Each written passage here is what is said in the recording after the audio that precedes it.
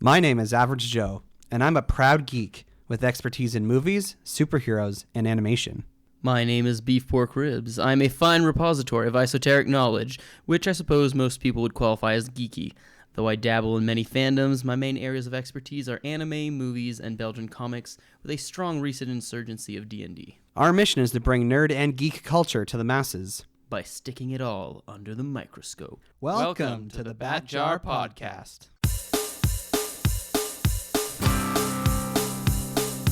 Movies, comics, graphic novels, TV, cartoons, animation, nerds are geeks, entertainment culture. Hear it on the Bat Jar, Nerdy Power.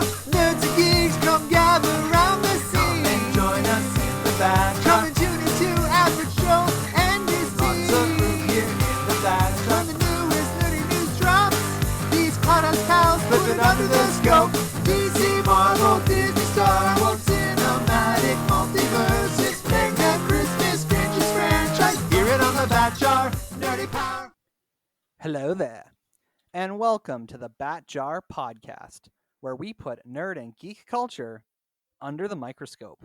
For all of you with smart speakers, you can use them to listen to our podcast. So just tell your device to play the Bat Jar Podcast, and you'll be able to just listen to us in your home.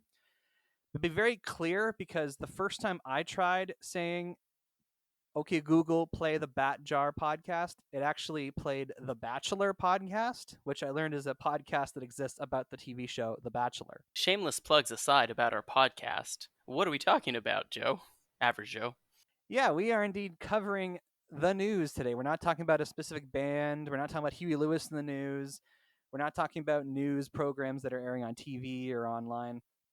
Our theme song promises that we put nerdy and geeky news under the microscope. And for the last a little while, at least, we've been kind of focusing on just content that is either related to the Memory Lane series or just whatever comes out of the Bat Jar. So it's been a while since we've covered any news stories on here. And despite the fact that so much of the entertainment industry is kind of on hold or delayed because of COVID-19, there is actually a lot still happening. And I think it's worthwhile for us to spend a whole episode just talking about some things that have been announced recently. Beef Pork Ribs, are you ready for this?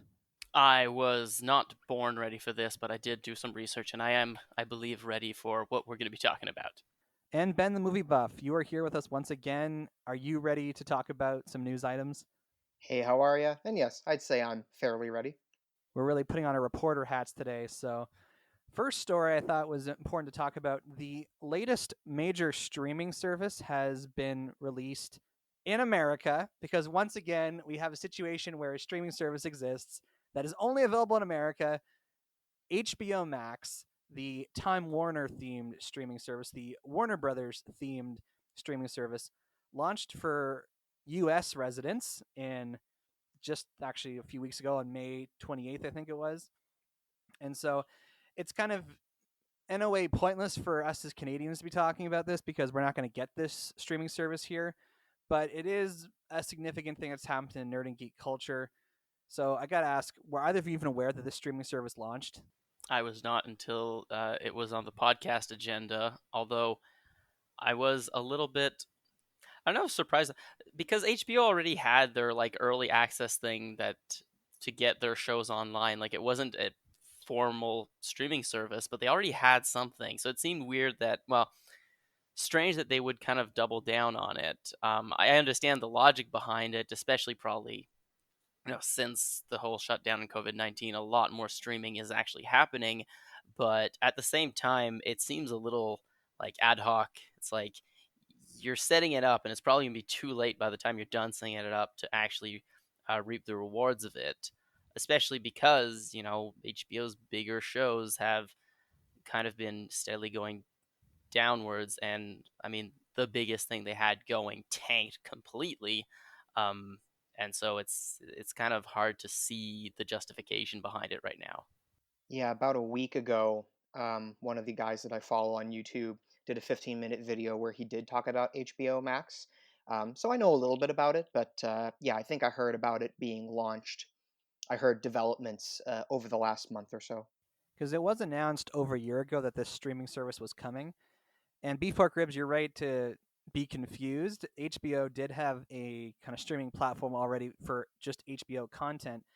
For whatever reason, Time Warner decided to keep the HBO branding for the name of their streaming service because this is more of a Warner Brothers streaming service, although HBO, since it's under Time Warner, is a part of it. They chose to keep HBO on the name of the platform. And this is just the next example of where we're going with streaming services, at least in the US, where every major content developer is now trying to have their own streaming service. We, of course, talked about Disney Plus when it launched last fall, and we mentioned that Apple TV Plus was a thing. NBC is creating a streaming service in the States called Peacock. It's unclear if that's going to come to Canada as well.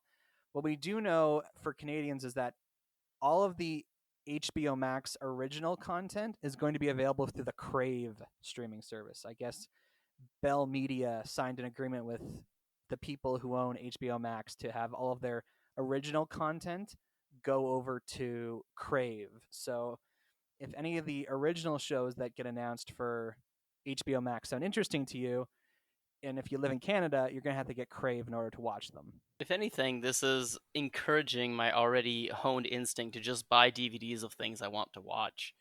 Especially, I look at, like, when I was looking at HBO specifically and, like, the shows and movies that would be available, I'm like, to justify having the streaming service for a year, I'd probably end up spending more money on the streaming service than on the DVDs just to buy the things I'd want to watch from it in the year. And it doesn't really have anything new that I want. So I think it's kind of funny that we've gotten to the point where I am starting to make like those calculations. I don't know if I'm the only one, but like I was looking at it and it was because it made me kind of look at all my subscription. I'm like, well, okay, Crunchyroll, am I actually following any of the new shows? And it's the same thing with like Netflix. I'm like, well, how many of these things do I actually want to watch, or will I watch in a year? How much is it going to cost me, and why don't I just watch the things that I already have? Especially for somebody, I feel like somebody like you, um, who goes to watch new movies in theaters almost all the time. I know that's not a possibility right now, but normally you would do that. I think I'd be better off just watching things as they come out and then getting the DVD if I want it. I know that option may not exist forever, but I do feel like we're hitting a point where there's so many streaming services that you are kind of getting to that calculating phase, which I am finding myself more and more to just be on the side of, yeah, buy the things that the series I want to see and that I like, and then the rest of it, don't get the streaming services.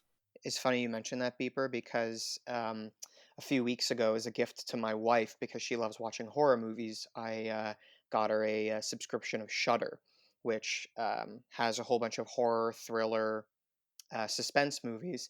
And as cool as it was to kind of go through their selection, as I was going through their selection, I noticed a bit of overlap, right? And that's the thing that you may find with more streaming services coming out, and if you have like 4 or 5 of them, is that yeah, there will be kind of overlap of you're paying for like 2 different streaming services, but if they both have a fair amount of movies in common, you kind of wonder like, do I need both of them, or can I get away with just one of them? And I mean, I only heard a little bit about HBO Max's selection, but I wouldn't be surprised if I did get it down the road if there are some movies that are represented on more than one streaming service that I am subscribed to.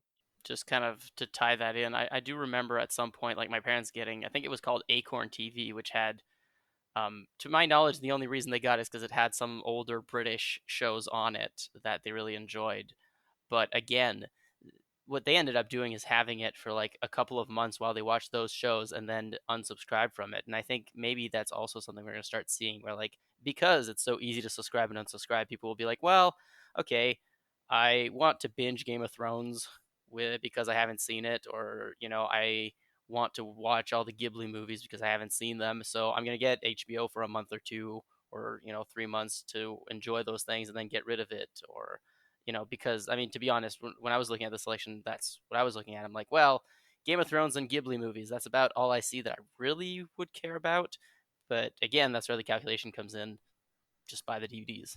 Yeah, they do have a wide variety of content. Like they have HBO, they have stuff from DC, they have Sesame Street, Turner Classic Movies for Ben the Movie Buff, Studio Ghibli, as you pointed out, Cartoon Network, Adult Swim. They have a curation of anime from Crunchyroll, and they have the Looney Tunes. So that's just like a sampling of like their bigger, I guess you would call them like brands that there is sort of like some crossover with stuff on other streaming services. And I know for like the DC stuff, there's actually a lot of DC content they don't have on HBO Max because in the States, it's on DC Universe, the streaming service we can't get in Canada.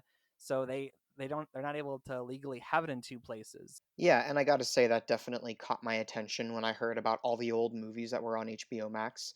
Because while I find that sometimes on Amazon Prime and Netflix I can find older movies, there always seems to be an emphasis on movies made in the last 20, 30 years, which like I will still watch by all means, but here and there I just sometimes have a hankering for wanting to watch a movie from the 30s or 40s or 50s, and I find um, like Netflix, maybe it's changed, but a while back, Netflix had a category of like classic films, right? So I was like, which classic films do they have, and like, do they have any old ones? And like, it was a very short category because clearly they're advertising their own stuff, and then they're also advertising new movies that have come out in the last 5 years or so. So from what I've heard of HBO Max's variety and their selection, it does sound like something that I'm interested in, and I may check out at some point, but probably not yet. Unlike Disney Plus that launched with a big show like The Mandalorian, none of the original content that they've put out at launch is very interesting.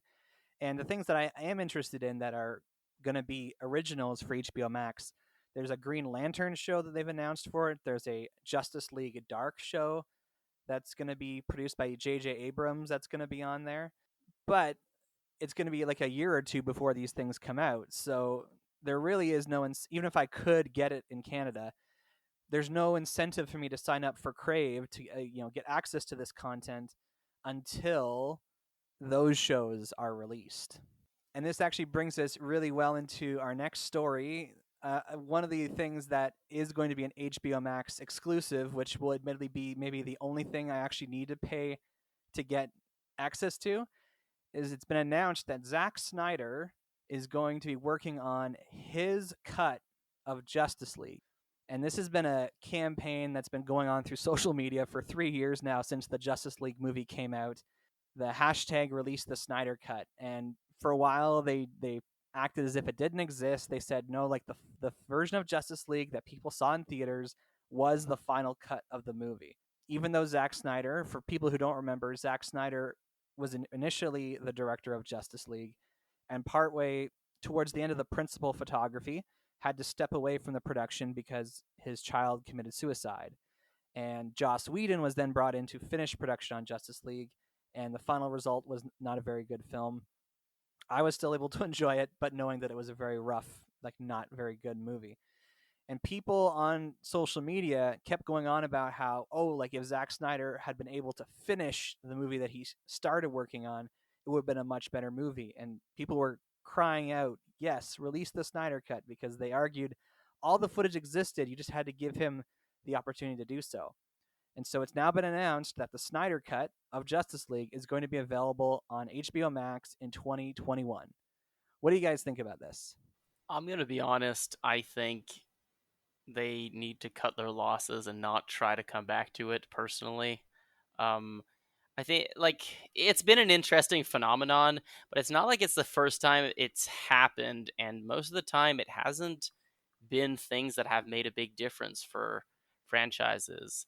Like I get that it's less of a what if than like people who talk about, what if Guillermo del Toro had finished The Hobbit, or what if Edgar Wright had been allowed to finish Ant-Man, although in the second case it's a little bit closer because there were a lot of things that he had done, but at the same time I feel like you need to kind of leave it where it's at unless you really think this is going to be a revival for the DC movie universe, which I really don't think so. I don't think it needs that as a revival. If anything, it needs to kind of use this new platform to refocus on their strengths, on their TV shows. Like you said, if they're making, new DC shows exclusive on this platform, that's a good way for them to revive it, and might have been better, like you said, closer to launch. But, kind of like Star Wars, Disney did for Star Wars. I mean, the movies are doing were doing poorly. I mean, it's in the past now, hopefully. So what did they do? They released The Mandalorian. They finished. They released Rebels. They finished off Clone Wars and that entire saga. Things that were popular and that were catering to their strength when the movies were doing poorly. And I think that Warner Brothers and DC specifically under DC should kind of try to refocus on that and work on the things that actually work. That being said, is it actually going to be better? Maybe, but I don't think it's going to have I don't think it's going to be that much better that it's going to immediately revive it.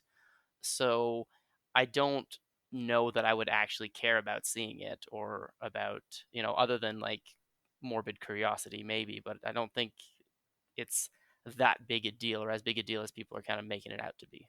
Yeah, no, those are good points, Beeper. Because yeah, you gotta wonder, is this maybe too little, too late? Because the movie was released in I think November of 2017. They did their best with the circumstances that they were given, and maybe it's time to move on. I am pretty curious for it though. My primary reason is because for me, there are many times where I watch a movie and I find a movie is too long. And I'll think to myself, you know what? If they cut 20 minutes out of this movie, if they made it a little tighter, I might have liked it more. That's like a common criticism I give to many movies that I watch. However, once in a while, there comes a movie where I watch it and my criticism is, I wish it were longer. I think it was too short. I think it should have been a little longer. And I know this is a cliched example, but I'm going to bring it up anyways because it's on my mind. The first Avengers movie, if I remember correctly, I think is about 2 hours and 20 minutes. Now, of course, that's including credits, but they did obviously a better job of kind of introducing all these characters so that by the time we got to the Avengers, we already knew a lot of the characters, and it was more so about how do these characters react with each other. And in Justice League, all of the characters in the Justice League, not all of them got their own movies, right? I mean, Batman did, Superman did, Wonder Woman did, The Flash didn't, neither did Cyborg. Um, and I feel like I would hope that the Snyder Cut maybe, and I'm assuming it's going to be a bit longer. I would hope kind of makes sense of things and like lets certain scenes breathe and has that extra time to make the film better, which I'd like to think it could, but we will find out when it comes out. So I'm kind of interested. And I mean, will it make a huge difference? I don't know, but I know that all the people that have been begging for the Snyder Cut, that when it comes out, to not download it illegally, but to financially to actually support it. Yeah, I agree that the people in an uproar need to do what the people hopefully did for Sonic the Hedgehog movie, where after causing so much, uh, such a fuss about it, hopefully all went to see it. Um, the thing though, and this is interesting because I do actually remember having this discussion with Mjornil a few days ago. Actually, we were talking about that, but it was more in the optic that more and more streaming services are allowing for things that are non-traditional to come out, and how it almost would have been better if it had originally come out as a mini series, if that's what they want to do to make more of a story building, kind of a slow burn, um, to be able to introduce more things and to have it work the same way that like shows that are coming out on Netflix now that are Netflix original don't have to like hold the actual like timeline of a regular TV show. You could start doing that with movies more and more, and to have an actual a plan that's might be outside the scope of a 2 hour 2.5 hour movie, but instead of like making two movies released a year apart, just to make it a mini series and make it a two-parter, but to keep your vision of what you wanted to do intact, which I think would have been a more interesting way to do it. But once again, it's a little late for that. Yeah, going back to what you said earlier, BPR, about is this are they trying to like use this as a launching point to kind of reinvigorate their DC movies? It doesn't sound like that's the case. They've already kind of like pivoted directionally with the movies they have made in the last little while and the ones they intend to release in the future. I think this is just trying to like kind of like put this whole kind of like story to bed and say, okay, like those of you who want to see this, here it is. I did hear one YouTuber kind of comment that this is a great way to release air quotes new content in this season when filming is not able to happen, because you just re-editing old movies where you actually already have the footage filmed is like a great way to create content for streaming platforms. So in that sense, I can see like the logic behind finally now during COVID to allow for the Snyder Cut to come out. But I am actually very curious to see this, because I know that like a lot of things like the Superman mustache like was a problem because of the reshoots. I know that the change in tone between scenes was a problem with the different directions of the directors. I know that they made a lot of changes to the story after Snyder exited the production. So, and I know there's a lot of footage that we saw in trailers that never actually made it into the movie. You know, there were whole scenes with characters that didn't show up in the film. So I am curious whether it'll actually be any better. I hope so, but and if nothing else, I'm glad that they actually are finally doing it. Yeah, and you gotta wonder because for me, like I've seen every single film that's been released as part of the DCEU. If you were to ask me, like, which of the films I thought were genuinely, like, at the very least, good, pretty good, I would say Wonder Woman and Shazam. And I'd say all the other movies are either decent or okay. So I wonder if this Snyder Cut could be hopefully a better cut of the movie, so that way now we have like another good movie in the DCEU um, to rank along Wonder Woman and Shazam, because it's no surprise that DCEU has kind of had a bit of a rocky history with Man of Steel starting in 2013. And if we're able to get a little more quality in the Snyder Cut, I think that could help them get in the right direction. But I guess we'll see when the time comes. And BPR, you mentioned Sonic the Hedgehog. This is yet another example of fans kind of demanding something and the content creators, the studios responding. It's kind of worrying to like see that fans have this much influence over the major Hollywood studios. Maybe it's a good thing. Who's to say at this point? It's kind of still early days, but I know since the Snyder Cut has been announced, there's now conversations of like, oh, like let's see the Josh Trank Fantastic Four. Let's see the David Ayer version of Suicide Squad. Let's see the Gareth Edwards version of Rogue One, because these are all stories of apparently directors being like locked out of the editing room. And so there's now kind of campaigns going to like get all these other directors' cuts or alternate versions of movies released. Would you guys be interested in seeing any of those? Sorry, I thought of something before I wanted to answer that question. I don't think I would, to be honest. I think it's a little. I think it's giving maybe in a little too much to the idea that directors are the be all and end all. I mean, yes, they're very important, but sometimes, sometimes maybe it would help, but I think in most of those cases it wouldn't be that dramatic of a change, perhaps. But I don't know. All of this talking, because also Ben and I in the chat while you were talking had a little back and forth about maybe they'll give Firefly a new season.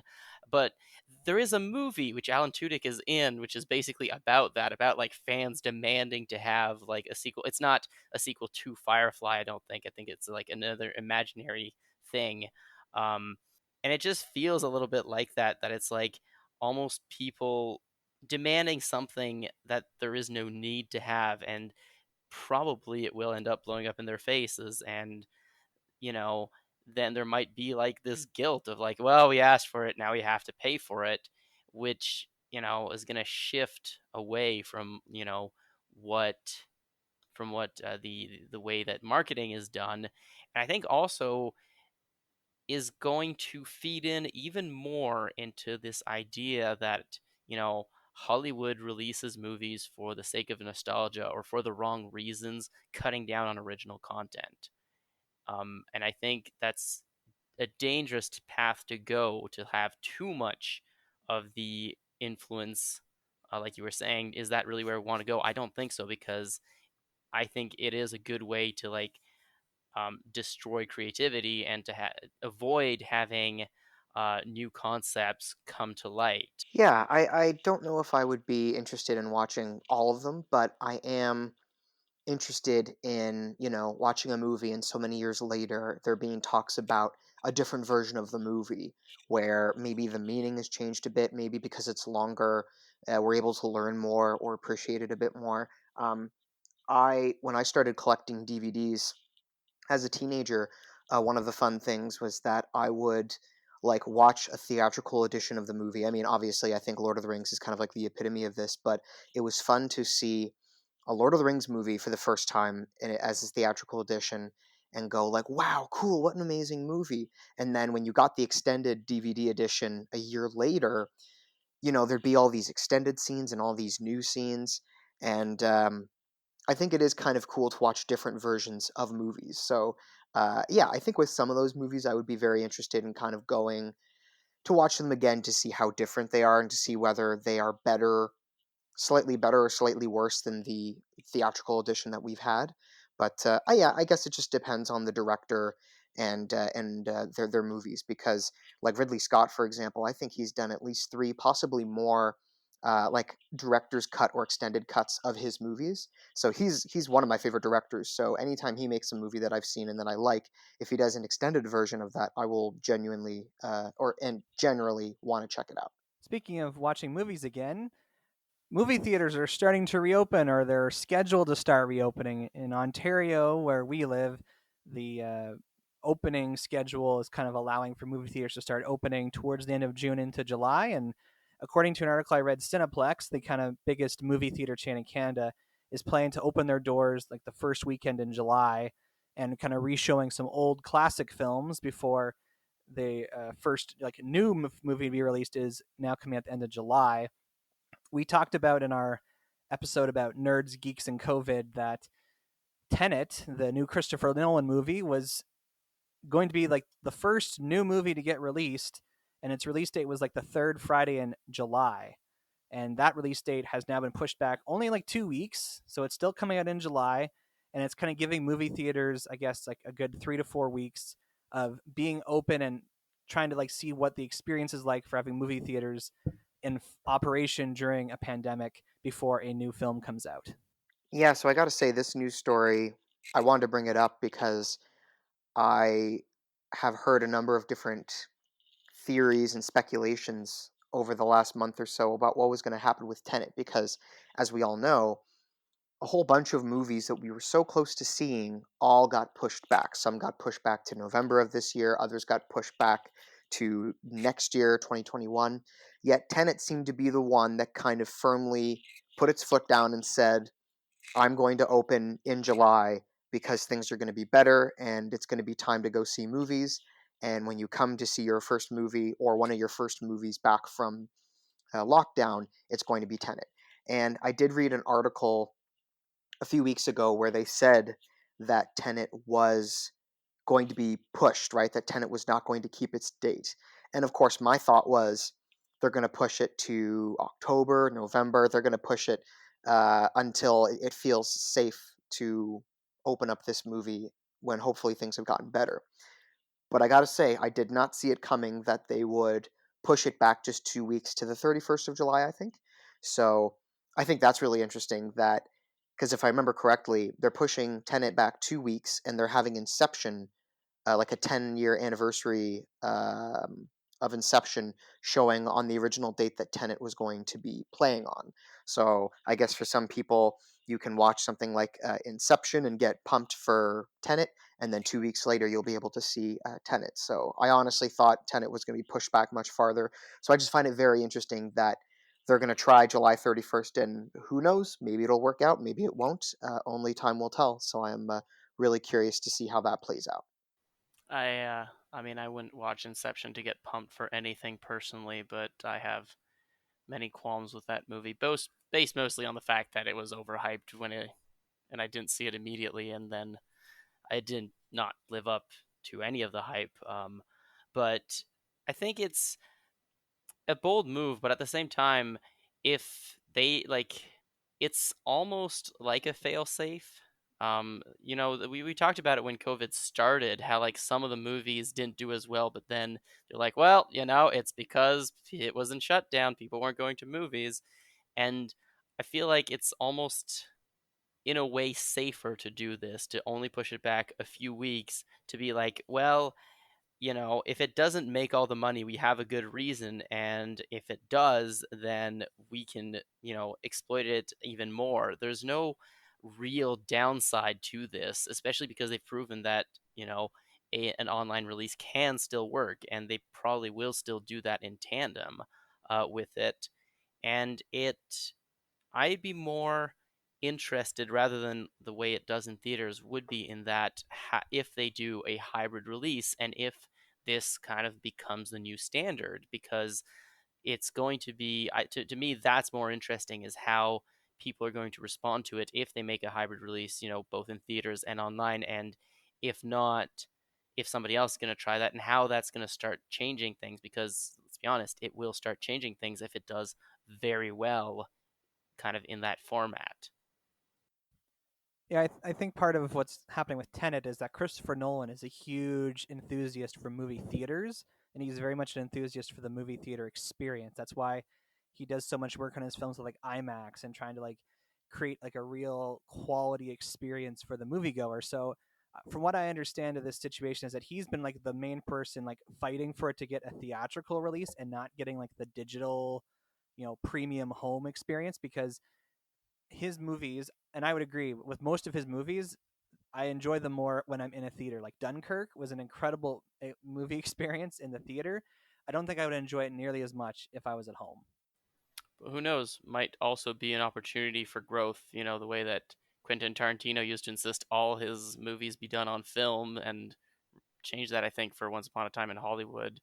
It's people do eventually have to change, and that might end up to be what happens. And you know, like I said, yeah, I agree that Christopher Nolan movies are more about the spectacle of things, but I'd also make arguments that the quality of sound design you can get from high end headsets can, at least in some ways, kind of make a new kind of way to experience this that didn't used to exist. And the only, like, the theater, like movie theaters, still kind of come from the tradition of the theater, but we are getting more and more people who watch things on their phone.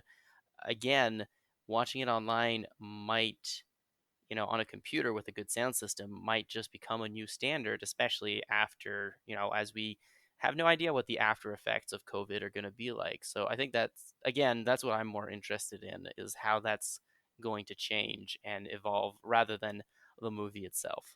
Yeah, I remember I was on Reddit, I think a few years ago, where I think there was some company, there was some discussion about, I think what you had mentioned earlier, Beeper, where a new movie comes out and you give your audience the choice, right? You tell them, like, if you want to go see it in the theater, you can see it in a theater. But if you want to basically pay the same amount and watch it in the comfort of your own home, you can do that too. And if I remember correctly, I think it was people like Christopher Nolan and Martin Scorsese and Quentin Tarantino and I probably Spielberg, who said, like, oh no, the theater going experience is so sacred. If you give people the option of watching it at home, they're going to watch it at home. But of course, no one knew that our world was going to change as much as it has. So it might be this situation of having to cater to the people that are willing to go to the theater to see a movie like this. Like, I would probably go to a theater in the next month or two in order to see something like this. But then I think you'd want to make sure that you cater to all the people that are willing to stay at home and pay $20 just to watch the home premiere version of it. And I do remember, like, one of the top comments on that discussion of should we release movies to theaters and to home viewing, the top comment was something along the lines of, like, I'm a big boy, let me choose, right? Give me that option to be able to decide how I want to watch this movie, because I think there will still be a fair amount of people that will brave the theater to go and see Tenet, but I think a fair amount of people would also probably watch it from the comfort of their own home too. And if they do release it July 31st, it will be like the only new movie out. So it will be able to be shown in multiple screening rooms. It could make a lot of money. I think I'm coming up on now almost 4 months since I last went to a movie theater. That is like the longest period of time I've gone without going to the movies in, I think, my entire like adult life, and at least the last 10 years of my life. And just I got a Facebook reminder today, BPR, that it was 5 years ago today we went and saw Inside Out in the theater. I just thought I'd throw that in here as well. Yeah, the other quick thing I just wanted to mention too, and I know, like, this isn't exactly the same circumstances, but it's still kind of similar, is that last year, for example, when The Irishman came to Netflix, I think they also had The Irishman playing in select theaters before it was released to Netflix. So that way, for anyone that wants to see The Irishman on the big screen has the opportunity to do that, and they can do it a little sooner than when it came out on Netflix. And I love Martin Scorsese, but I know that watching a 3.5 hour movie is probably just a little easier in the comfort of your own home, when you can pause if you have to go to the washroom, as opposed to, making sure you're absolutely ready to sit in a theater seat for 3.5 hours plus advertisements and trailers at the beginning. So I think we've been in this kind of similar situation before, and now, of course, it just might become more of a common thing because of everything that's been going on. I mean, they did that so that the movie could be nominated for Oscars. That wasn't because they wanted to give people the theater experience. Because in order to be nominated for Oscars, you have to have actually like shown it in theaters. So, but that's okay. Yeah, I know. I guess like I feel like it could be. Um, I feel like that could be kind of a, how would you say that? Like, yes, playing it in theaters so that it can be nominated for Oscars. Like, yes, I get that. Like, that's the priority. But I know for some people, like, there's probably also just like secondary reasons of, we know some people will want to pay for this. And I know even like the Rainbow cinema chain that plays, that takes movies that have been out for a few months, and like they play them for cheaper. They were playing The Irishman around the same time that everyone else was, but they couldn't play The Irishman and charge like the typical $5 amount, right? It's like you have to pay more to see The Irishman.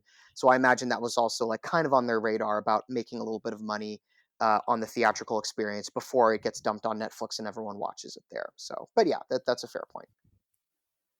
Speaking of online content, the next major gaming console for Sony has been announced: the PlayStation 5. Beef Pork Ribs, since you're the biggest gamer among us, did you follow any of these announcements? And what's your take on the PS5? I did follow, not very closely. I'm gonna be honest, a lot of the gaming news I get is mostly from YouTubers who do like reviews of big events, where these consoles are usually announced, like E3.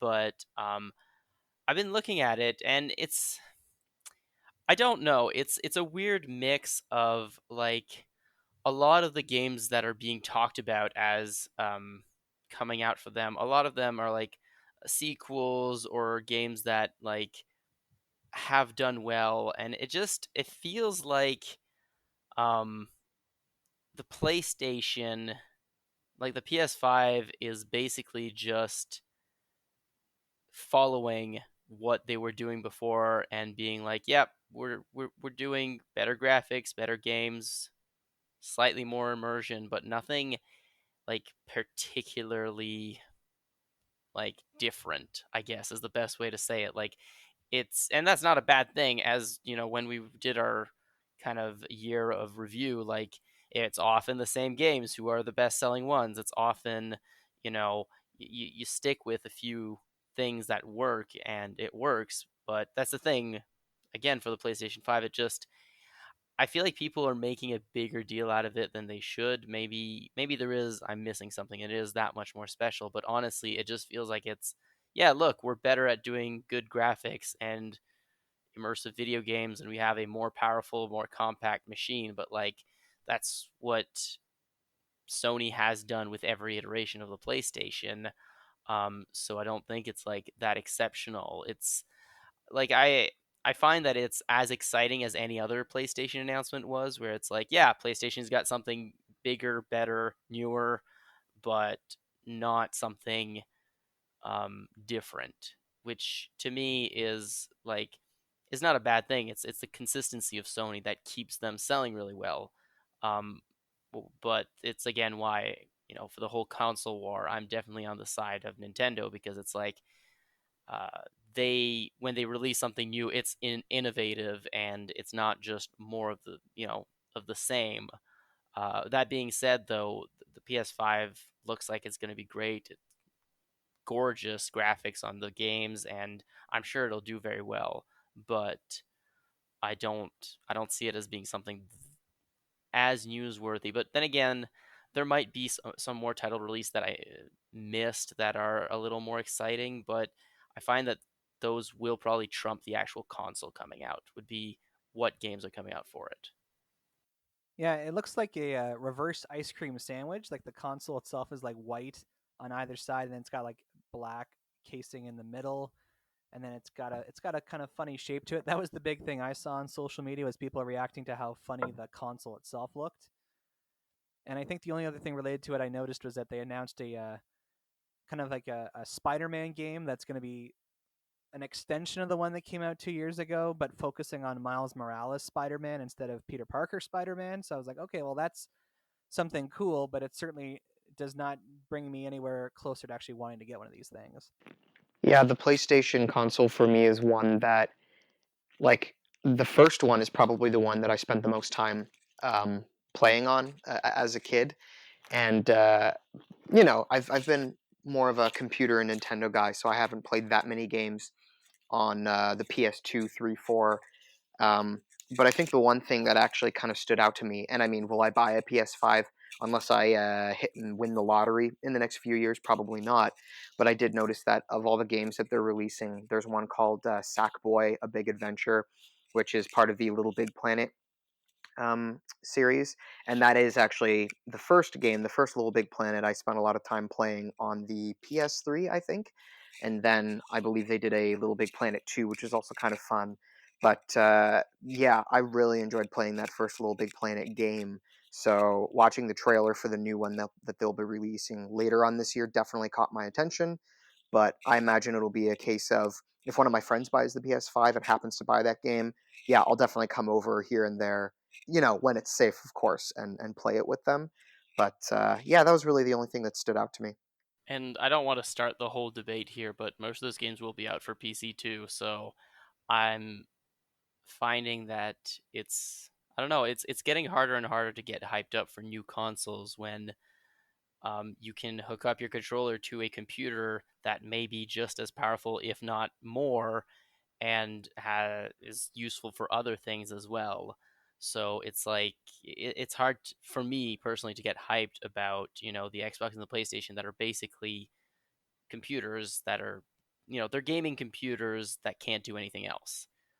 Speaking of having a hard time getting hyped for things, you guys are probably not familiar with the Batwoman TV show, but it's part of the Arrowverse. The Arrowverse is this interconnected series of live action TV shows that star DC Comics characters.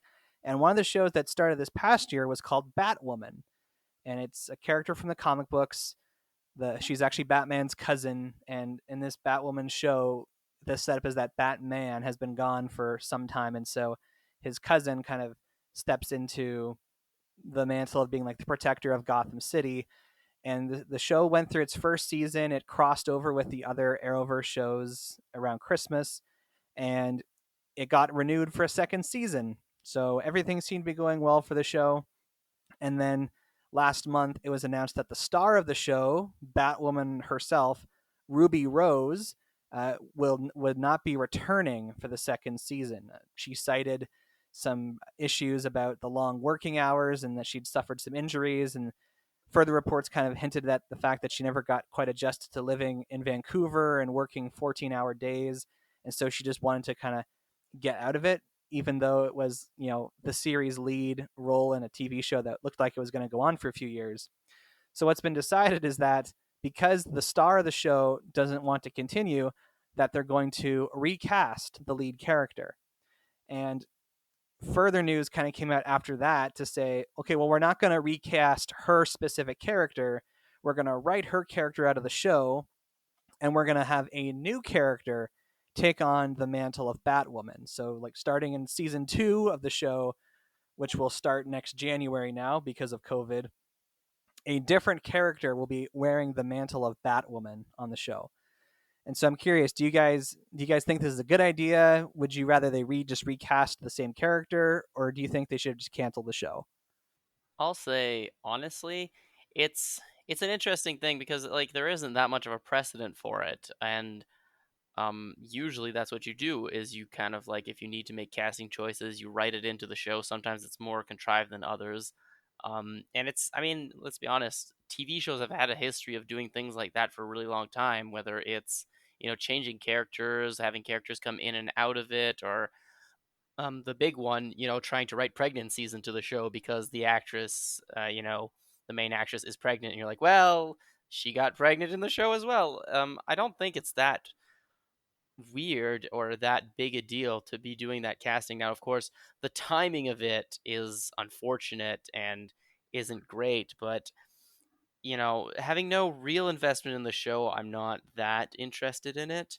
But at the same time, I think that it's something that they're putting confidence in the show and in the fans to be able to like kind of understand what's going on. And I think it will actually pass a little bit better than things used to because, you know, before the internet, before everything and all information was available, a lot of people probably wouldn't have known about this or about the reasons why or um, the logic behind the show. They probably would have assumed something like that, but I think because of that, people are going to be more accepting of those changes.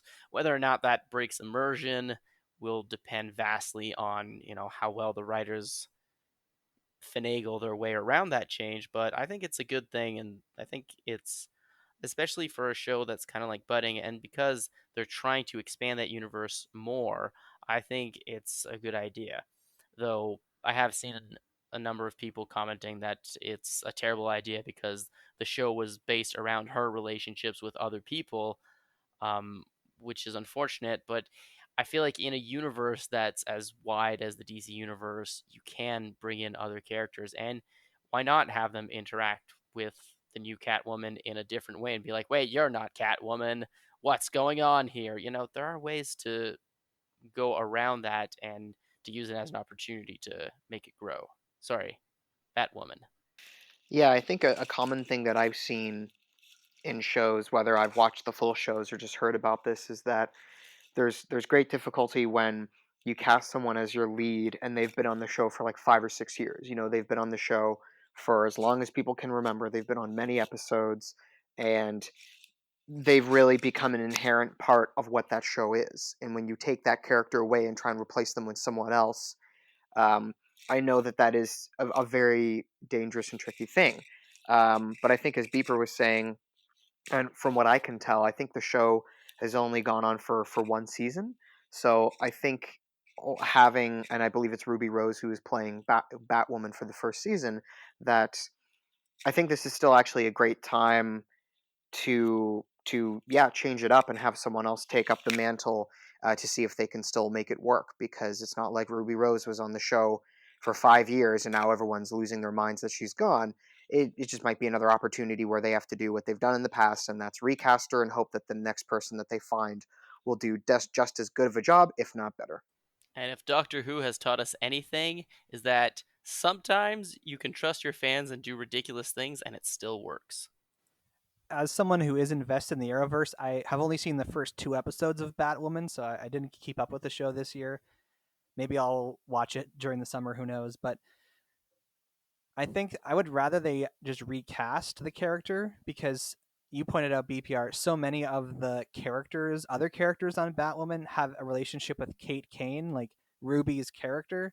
And so now if they just bring in a different character to be Batwoman, it will be weird to like the relationships won't make sense. It's kind of like how when Two and a Half Men fired Charlie Sheen and brought Ashton Kutcher in, it was a really lame excuse as to why all of a sudden Ashton Kutcher was letting John Cryer's character live with him in what used to be Charlie's house. It was a weird, very weird setup, and it's kind of what I'm afraid is going to happen to Batwoman. But since I don't watch the show, I'm also like not super invested. I'll probably see whoever this new Batwoman is when the next crossover happens. So, speaking of crossovers of sorts, we won't talk very long with this because there's not much to say, but Inu-Yasha, an anime I remember watching when I was much younger than I am now, is getting a sequel.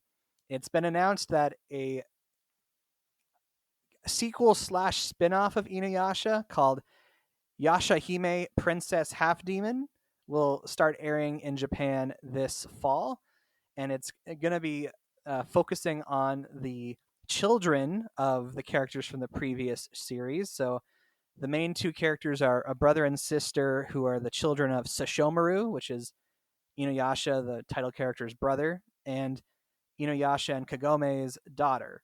So the original mangaka Rumiko Takahashi is involved. She's doing character designs and giving ideas for the story. BPR, again, as the one who's more interested in anime between you and Ben, the movie buff, anyway, are you excited for this sequel or are you scared? I wouldn't say that my emotions about Inu-Yasha are strong enough for me to be excited or scared. Although I did talk about kind of, how trying to cater to what people want might be cutting down on originality, and it's interesting because I feel like as a fan of anime, one of the things that I do love is the very large amount of successful kind of um, non-traditional titles that end up making it through quite a bit. And I like I'd say if I'm worried, it's not about Inuyasha. I wasn't that much into the show. I I'm aware of it. I think I've watched most of it, but it never had that big of an impact on me. But what I am seeing in this, and maybe it's me being cynical, is that look, we're trying to work on nostalgia by bringing back a show, and yeah, okay, maybe the original mangaka wanted to do this and was involved, or maybe he was brought in to do it. And I feel like there's just too much of an overlap with Boruto and Dragon Ball Super that are, one is the sequel where the children are having their own adventure, and the other one is, you know, the author was brought back to do a continuation of the story. And like, it's not like there isn't a precedent for this. I mean, JoJo's Bizarre Adventure does it all the time, but that's been its shtick since since the 80s. Feels a bit more reactive to like things that are popular right now, and like I know that the anime industry generally has a lot of people who try to bandwagon things, but it feels like trying to cash in nostalgia has never been as big of a thing. And the only times, like, there are a few times where it has been done properly. Um, if you've ever read the Pluto series by Naoki Urasawa, it's a retelling of a Astro Boy timeline, but with from the point of view of a different character. That's amazing, and it was a tribute. But I just feel like this is the timing of this with these other sequel shows appearing scares me about the possibility that maybe we're going to start seeing rehashes and sequels in anime all the time, and that is the last thing that I want. One of the things I love most about anime is how crazy original a lot of them are, and how they kind of and also how very often it is the product of one person mainly doing it and kind of pouring their passion into the projects. And I think that's the thing, is that at its best, that's what mangas and anime being like from a single creator do. Like Hajime no Ippo is anime slash manga about boxing, and the guy who writes it clearly loves boxing above just about anything else. And so I'm worried about the effect, if especially if it gets popular as well, the continued effect of like Dragon Ball Super, Boruto, and everything else on the industry, because it is an industry that has mostly strived on original things being made, and adding sequels just doesn't feel right. Ben, the movie buff, are you even familiar with Inu-Yasha? And if not, does that mean that you'll now watch the sequel instead?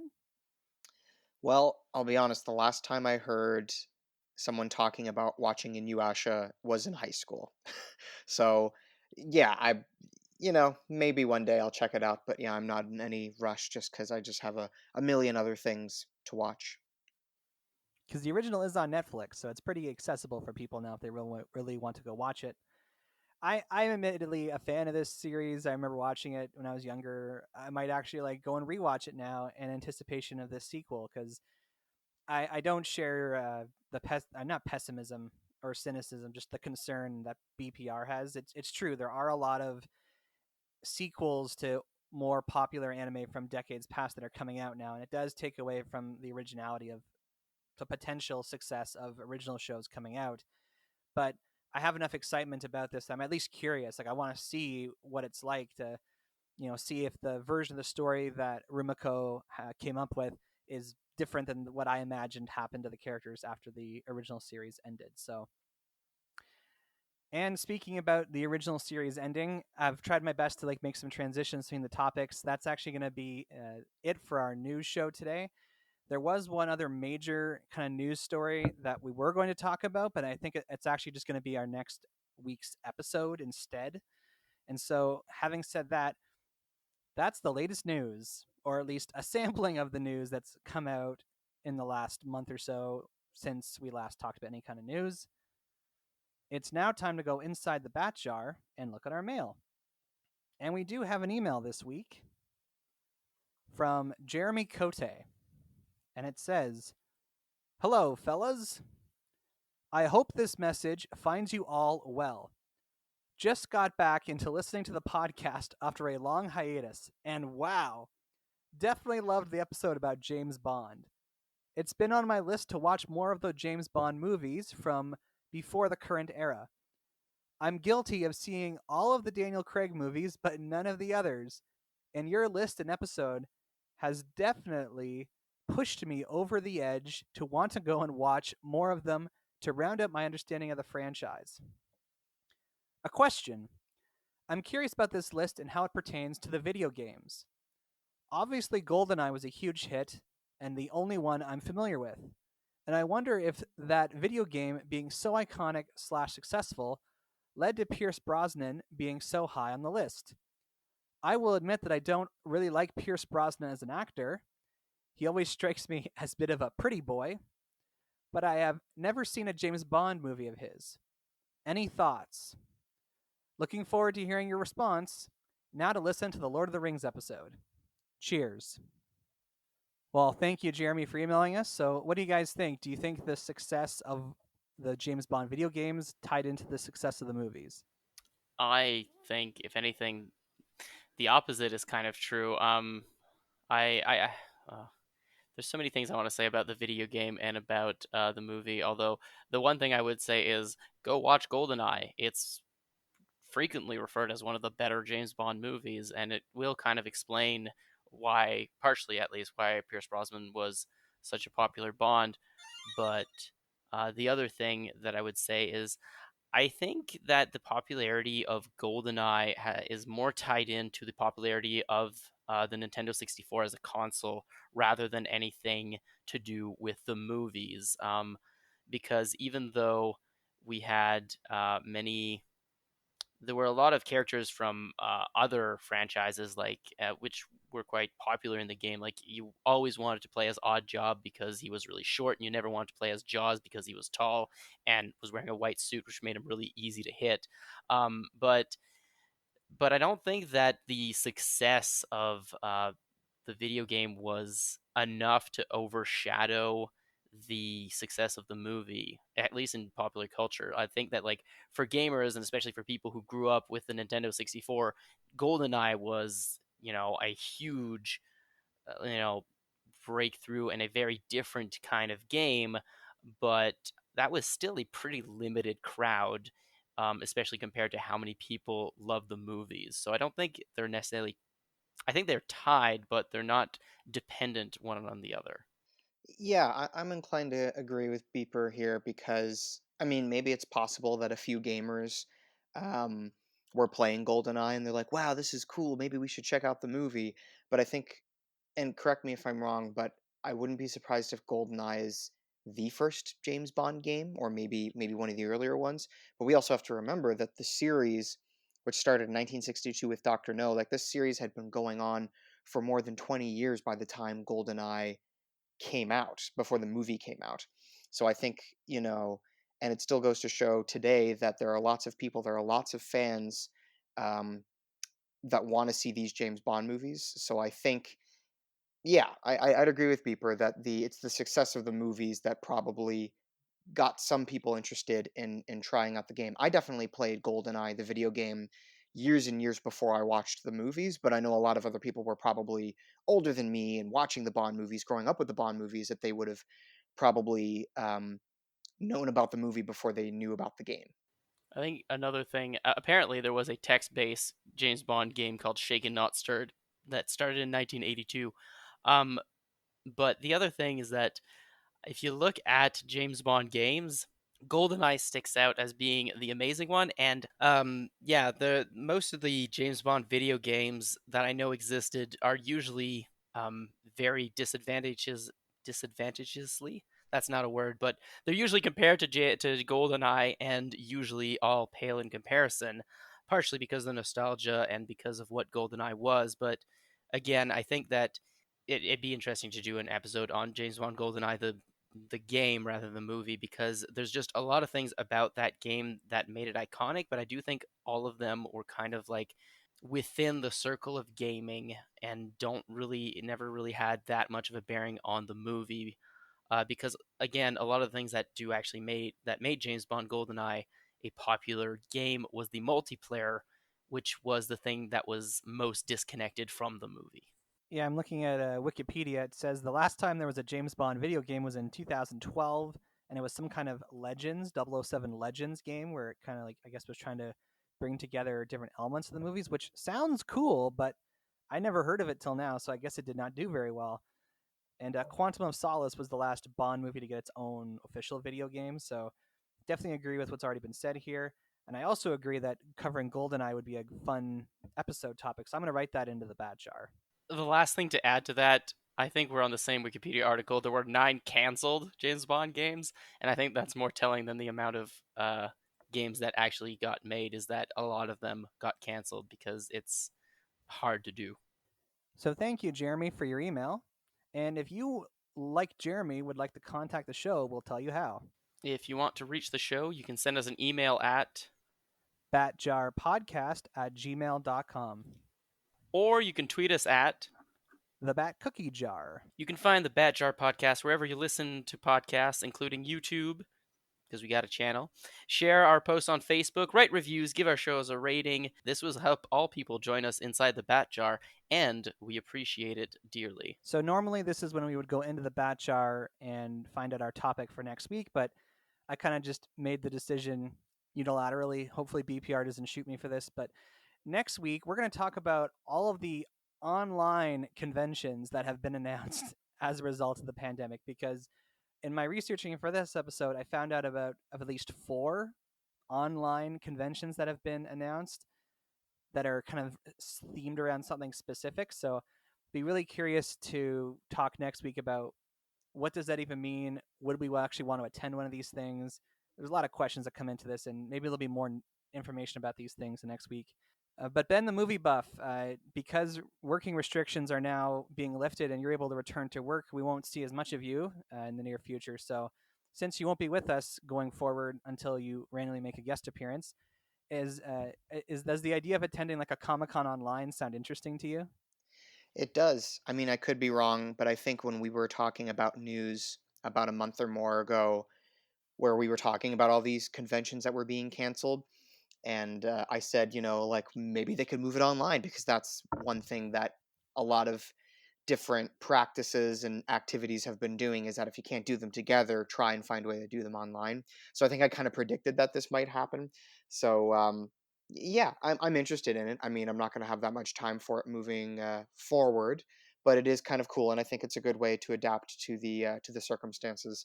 So, and yeah, I might be here next week. I might not be, but yes, I will say a farewell just in case I'm not on the next one. But who knows, if we find ourselves in a similar situation and we continue to do this down the road, I'd love to come back. Yeah, you've certainly become the first recurring series regular on our podcast, the first person to be around for more than 1 or 2 episodes in a row. So you definitely have that acclaim to yourself, and I certainly appreciate the movie buffiness you bring to our conversation. And maybe just mention your YouTube channel one more time for the people. Gladly, and thank you for those kind words, Average Joe. I appreciate it. So I have a YouTube channel called Ben the Movie Buff, and on that channel, I have videos where I talk about movies basically. Sometimes I do reviews, sometimes I do lists, sometimes I talk about like a specific aspect of film history or of a film genre. Like my most recent one, I talk about the different ways that horror films can scare us because, as we all know, jump scare the jump scare is a typical way to kind of scare people, but there are many different ways that you can try and get under people's skin to scare them throughout a film. So I thought it'd be cool to talk about those different ways and the strengths and weaknesses about them and try and figure out what is the most effective way to scare someone. So I talk about horror, but I talk about a whole bunch of other stuff as well. And of course, my channel will be slowing down a lot over the next month or so while I'm busy working. But like I said, if we find ourselves in a similar situation in the coming months, which it sounds like that will probably be the case, that I will try and get more content on my channel. So yeah, Ben the Movie Buff on YouTube. All right. So come back to the Bad Jar podcast next week when we talk about online fan conventions. And until that time, I'm Average Joe. I'm Beef Pork Ribs. I'm Ben the Movie Buff. Before I sign off, I just want to say I just learned today that the flip side is the other side of a record. I had no idea what flip side meant until today. So I might sound like a hypocrite for always having that in my sign off, but that is that. So I now know when I say catch it on the flip side, I'm sort of saying see you on the other side of a record. I was gonna do an old timey like 50s announcer like the one for Legend of Korra because we did news today, but are you sure you're actually older than me? Because you didn't know that. That's kind of